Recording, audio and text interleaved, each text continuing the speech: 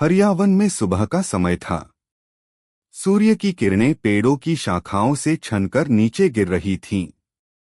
पक्षी चहचहा रहे थे और जानवर अपने दिन की शुरुआत कर रहे थे। लेकिन उस दिन कुछ अलग था। टिक्की बंदर, जो आमतौर पर सबसे पहले उठकर पेड़ से पेड़ झूलते हुए सबको जगाता था, उस दिन डरा हुआ था। वह तेजी से भागता हुआ गोलू हाथी के पास आया। गोलू भैया, आपने वो अजीब शोर सुना रात को? टिक्की ने कांपती आवाज में पूछा। गोलू धीरे से बोला, हाँ। ऐसा लगा जैसे कोई गहराई से गूंजती आवाज जंगल के नीचे से आ रही हो। चीपू लोमड़ी, जो पेड़ के पीछे से ये बातें सुन रही थी, आकर बोली, ये कोई साधारण बात नहीं है। मैंने जंगल की जमीन में हल्की सी कंपन महसूस की है। मीना मैना, जो आसमान से नीचे उतरी, बोली, मैंने दूर से देखा, पुराने पीपल के पेड़ के पास जमीन खुद ब खुद दरक रही थी। सब चौंक गए। भाग एक। रहस्यमय रात। चंद्रमा की रोशनी जंगल की जमीन पर झलक रही थी। पूरा छाया वन एक अजीब सी खामोशी में डूबा था, मानो कोई बड़ी बात घटने वाली हो। सभी जानवर अपने अपने घरों में दुबके हुए थे। परंतु उस रात कुछ ऐसा हुआ जो वर्षों तक नहीं हुआ था। भालू राजा भीम ने देखा कि जंगल के पश्चिमी हिस्से से अजीब सी आवाजें आ रही थीं, कभी धीमी सी गुर्राहट, कभी पत्तों की तेज सरसराहट और कभी किसी के भागने की ध्वनि।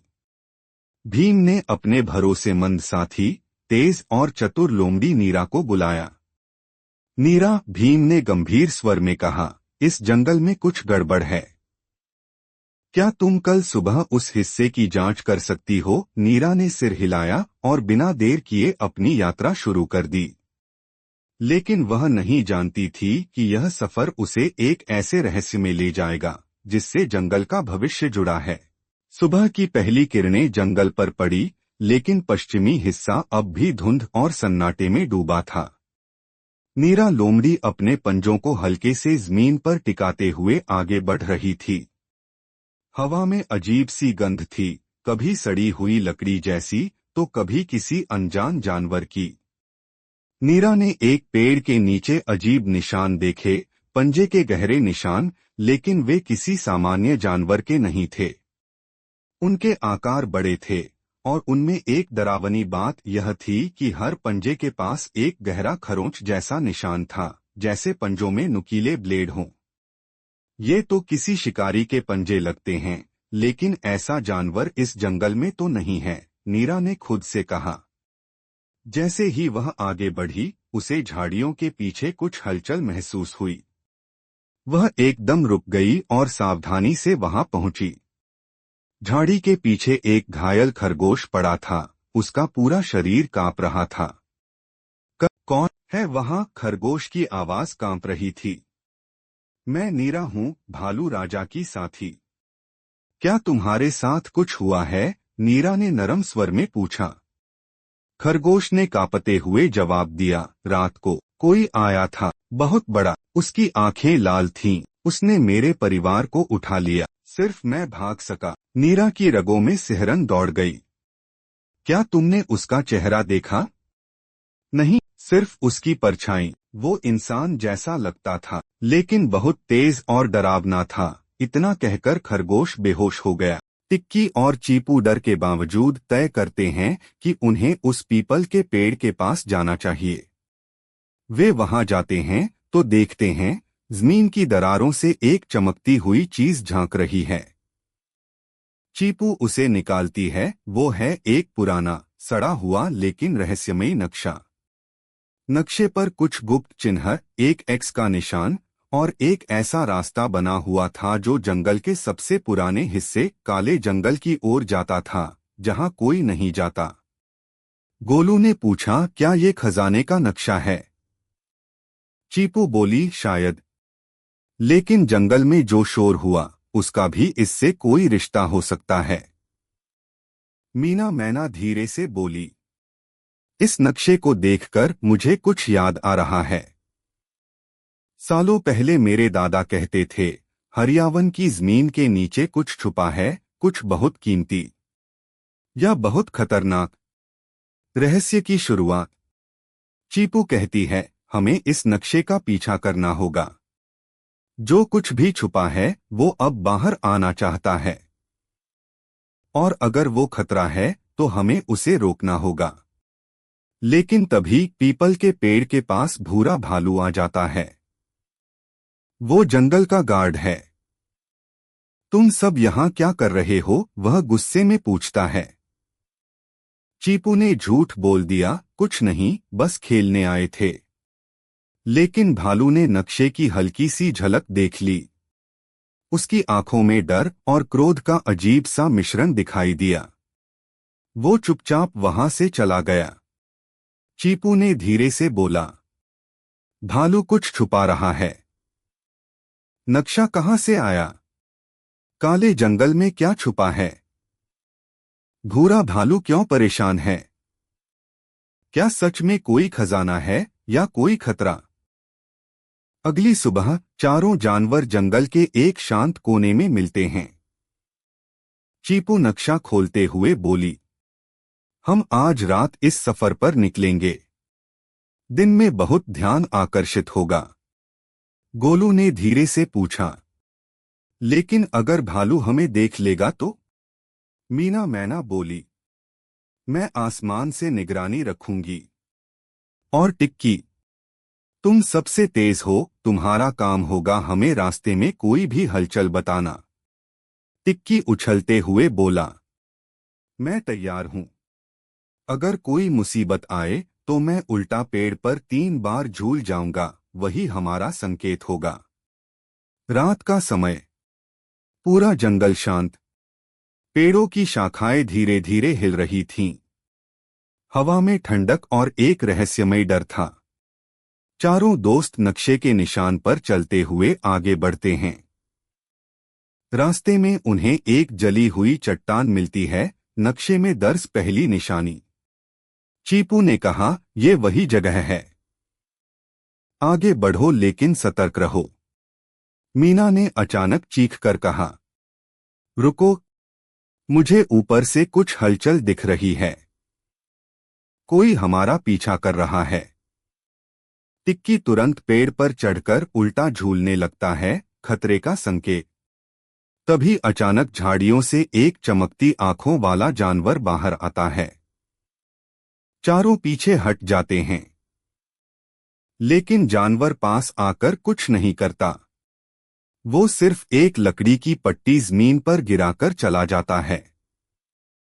पट्टी पर कुछ उकेरा हुआ था, जो खोज रहे हो वो तुम्हें ले डूबेगा।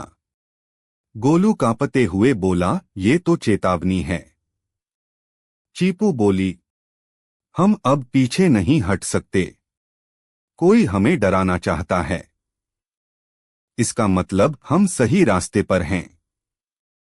कई घंटों की चुपचाप यात्रा के बाद वे एक जगह पहुंचते हैं जहां पेड़ काले, मुरझाए हुए और मुड़े तुड़े हैं।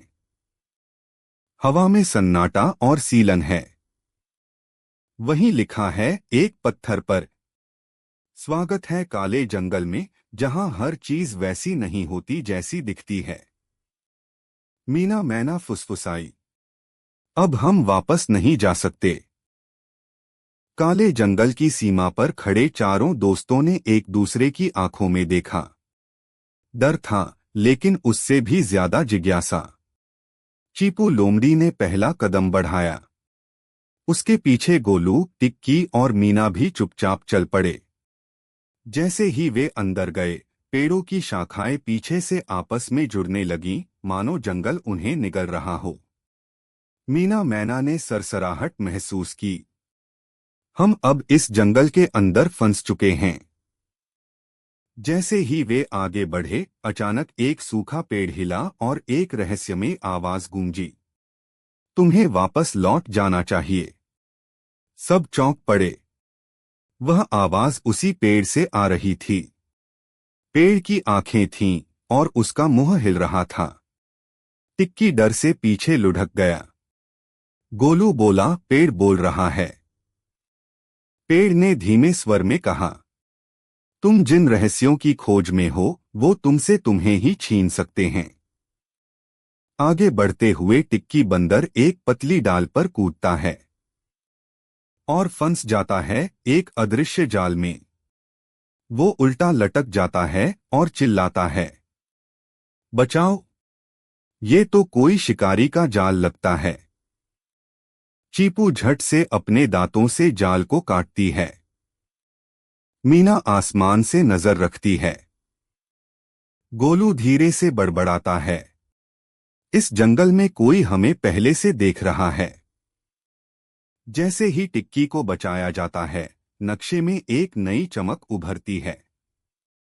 नक्शे का दूसरा निशान एक गोल पत्थर जिसकी सतह पर चांद का चिन्ह उकेरा हुआ है।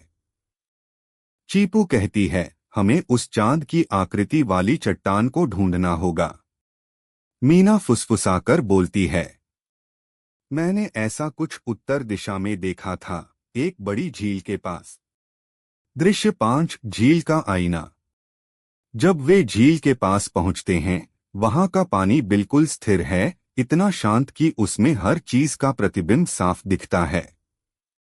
लेकिन जब वे पास जाकर झांकते हैं, उनके प्रतिबिंब में वो खुद नहीं बल्कि कोई और जानवर दिखाई देता है। गोलू का प्रतिबिंब एक बाघ बन जाता है। मीना का प्रतिबिंब एक उल्लू बन जाता है। चीपू और टिक्की के प्रतिबिंब भी बदल जाते हैं। चीपू चौंकती है, ये कोई जादुई झील है। यह हमें दिखा रही है कि हम अंदर से क्या हैं या क्या बन सकते हैं। चीपू, टिक्की, मीना और गोलू इन चारों ने साहस, समर्पण और एकता के बल पर न केवल जंगल की आत्मा को बचाया बल्कि सुरनाश जैसे कालविलासी शत्रु को भी पराजित किया। समयमनी अब पुनः सुरक्षित हो चुकी है। पर क्या ये सचमुच अंत है या फिर कोई छुपा हुआ रहस्य अब भी उनके इंतजार में है? यह भाग आपको लेकर जाएगा एक रहस्यमय मोड़ की ओर, जहां जंगल की आत्मा खुद बोल उठेगी और रक्षकों के भविष्य की आखिरी परीक्षा होगी। हरियावन फिर से हरा भरा हो गया था। पशु पक्षी खुश थे। एक विशाल वृक्ष के नीचे जंगल के सारे जानवर इकट्ठा हुए। वृद्धचरण ने घोषणा की, आज से ये 4 प्राणी, चीपू, मीना, टिक्की और गोलू होंगे जंगल के 4 स्तंभ। लेकिन जैसे ही सम्मान समारोह पूरा होने को आता है, समय में अचानक दोबारा चमक उठती है। चीपू चौंकती है, ये फिर क्यों जाग रही है? दृश्य 2, आत्मा की पुकार। समयमनी से एक नीली छाया निकलती है। वह छाया धीरे धीरे एक आकृति में बदलती है, जंगल की आत्मा। वह बोलती है, तुमने समय को जीत लिया, लेकिन मेरा रहस्य अभी भी अधूरा है। मीना डरते हुए बोली, क्या अभी और रहस्य बचे हैं? आत्मा बोली, हाँ, मेरे जन्म का राज, मेरे अंदर छिपी शक्ति और वो दरवाजा जिसे अब तक कोई नहीं खोल पाया। जंगल की आत्मा उन्हें एक छिपी हुई गुफा की ओर ले जाती है। वहां एक काले पत्थर का दरवाजा होता है जिस पर सैकड़ों साल पुरानी लिपि खुदी होती है। चीपू पढ़ती है, यह है प्रारंभ और अंत का द्वार, जिसे सिर्फ वे खोल सकते हैं जिनके मन में लालच नहीं, केवल सेवा हो। चारों मिलकर दरवाजे पर हाथ रखते हैं, दरवाजा धीरे धीरे खुलने लगता है। दरवाजे के पार वे पहुंचते हैं एक चमकती हुई जगह में, जहां पेड़ हवा में तैर रहे हैं और पत्थरों से रोशनी निकल रही है। वहां दिखता है एक गोलाकार सरोवर जिसके बीचों बीच तैर रही है एक छोटी नीली बूंद, आत्मा का बीज। गोलू धीरे से बोला, क्या ये ही है जंगल का जन्म? जंगल की आत्मा बोली, यह बीज ही जंगल की उत्पत्ति है। अगर यह गलत हाथों में गया तो सब समाप्त हो। 5, अंतिम निर्णय। जंगल की आत्मा चारों से पूछती है, अब बताओ, क्या तुम इस रहस्य को दुनिया से छुपाकर रखोगे या इसे सभी जानवरों के साथ बांटोगे? एक लंबा मौन। फिर टिक्की बोलता है, अगर हम बांटेंगे तो इसका दुरुपयोग हो सकता है, लेकिन अगर हम छुपाएंगे तो कोई और सुरनाश जन्म लेगा। चीपू मुस्कराती है, तो इसका हल यही है, ज्ञान बांटना, लेकिन सही दिलों तक पहुंचाना। जंगल की आत्मा प्रसन्न होती है। अब तुम सिर्फ रक्षक नहीं, अब तुम मेरे उत्तराधिकारी हो।